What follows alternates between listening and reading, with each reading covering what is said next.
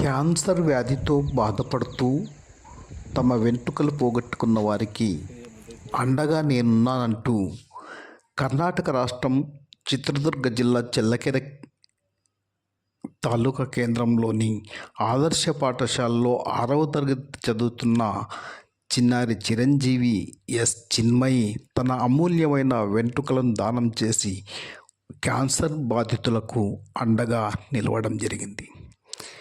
ముఖ్యంగా మహిళలు ఎంతోమంది తమ అమూల్యమైన వెంట్రుకలను కత్తిరించి పడవేస్తూ ఉంటారు, హెయిర్ కట్ చేసుకుంటుంటారు.